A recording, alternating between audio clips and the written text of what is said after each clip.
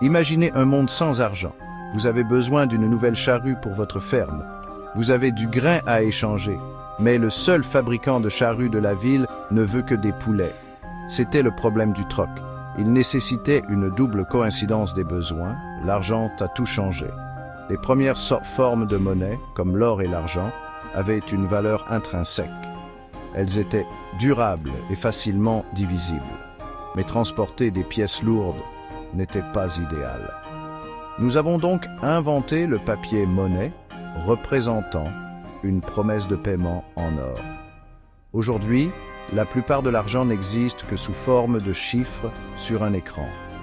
Du troc aux monnaies numériques, l'évolution de l'argent reflète notre quête d'un échange efficace. Chaque innovation nous a rapprochés d'une circulation sans friction de la valeur. Mais ce voyage est loin d'être terminé. L'argent est plus qu'un simple moyen d'acheter des choses. Il joue 4 rôles cruciaux dans l'économie. Premièrement, il sert d'unité de compte. Tout comme nous utilisons des mètres pour mesurer la distance, nous utilisons l'argent pour mesurer la valeur des biens et des services.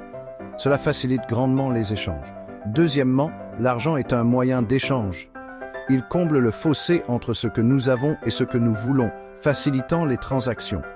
Troisièmement, l'argent sert de réserve de valeur. Vous pouvez le conserver et l'utiliser plus tard, tant que sa valeur reste relativement stable. Enfin, l'argent est un instrument de politique économique. Les gouvernements l'utilisent pour influencer l'activité économique. En ajustant les taux d'intérêt ou la masse monétaire, ils peuvent encourager ou freiner les dépenses et les investissements. D'où vient l'argent?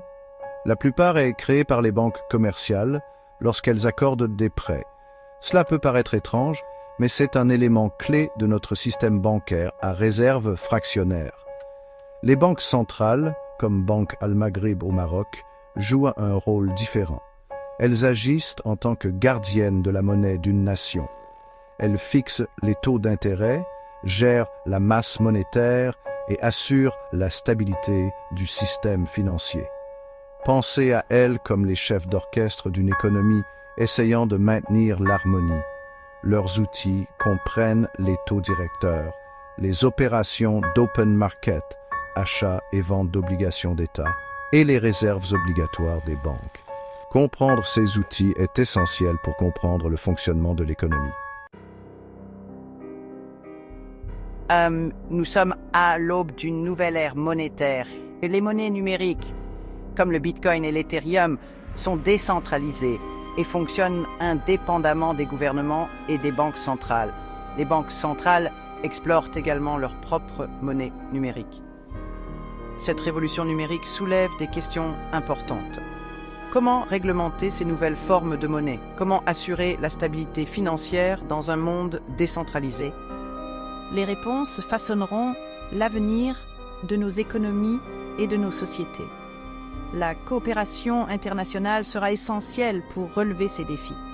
L'avenir de l'argent est une histoire qui s'écrit encore.